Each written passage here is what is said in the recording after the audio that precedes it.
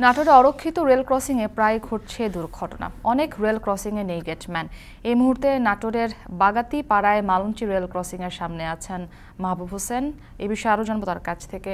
মাহবুব, নাটোরে কয়টি rail crossing অরক্ষিত অবস্থায় রয়েছে জানাবেন, সে সঙ্গে দুর্ঘটনা রোধে কর্তৃপক্ষ কী রকম ব্যবস্থা নিয়েছে? হ্যাঁ, জি মুক্তি, আপনি যেমনটি বলছিলেন, আপনাকে একটু জানিয়ে রাখি যে নাটোর জেলায় প্রায় ৪৭ কিলোমিটার রেল লাইন রয়েছে। এই ৪৭ কিলোমিটার রেল লাইনের মধ্যে রেল বিভাগের নিবন্ধিত রেল ক্রসিং বা রেল গেট রয়েছে ১৫টি। এই ১৫টি রেল ক্রসিং বা রেল গেটের মধ্যে মাত্র ১০টিতে গেটম্যান রয়েছে। আর বাকি যে ৫টি গেটম্যান রয়েছে সেগুলোতে কিন্তু গেটম্যান নেই। এছাড়া অনিবন্ধিত অর্থাৎ ছোট, ছোট যে রেল গেট রয়েছে সেগুলো কিন্তু সংখ্যা নেহাত কম নয়।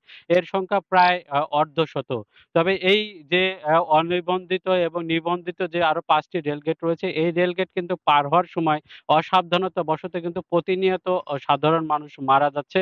বিশেষ করে যারা অসাবধানতাবশত মোবাইল টিপতে, টিপতে আ রেল লাইন পার হচ্ছেন তাদের কিন্তু এই সংখ্যাটাই আমরা বেশি দেখতে পাচ্ছি।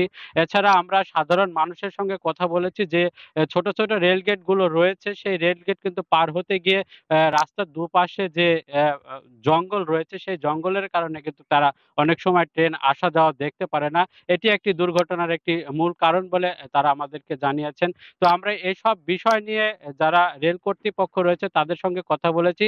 তারা আমাদেরকে জানিয়েছেন যে আসলে যে রেল গেট গুলো রয়েছে এই সবগুলো রেল গেটে গেটম্যান দেওয়া সম্ভব না। কারণ জনবল সংকট রয়েছে। এই জনবল সংকটের কারণে কারণে কিন্তু তারা গেটম্যান দিতে পারছে না বলে আমাদেরকে এমনটি জানিয়েছেন। এছাড়া যে অনিবন্ধিত যে রেল গেটগুলো রয়েছে, এই রেল গেটগুলো আ রেল বিভাগের তাদের নজরে নেই এবং তারা বলছে যে এলজিডির যে ছোট, ছোট রাস্তা করার কারণে অনেক সময় রেল গেটের সৃষ্টি হয়েছে।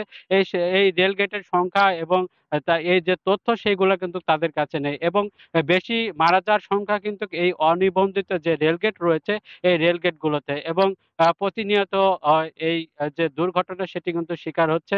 তবে আমরা রেল বিভাগে আরেকটু কথা বলেছি। তারা আমাদেরকে জানিয়েছেন যে হয়তো আ পরবর্তীতে কখনো নিয়োগ হলে হয়তো এই গেটগুলোতে তারা গেটম্যান দিবেন বলে আমাদেরকে এমনটি জানিয়েছেন। তো মুক্তি, এই ছিল নাটোর থেকে অনিবন্ধিত এবং রেল গেট নিয়ে সবশেষ তথ্য।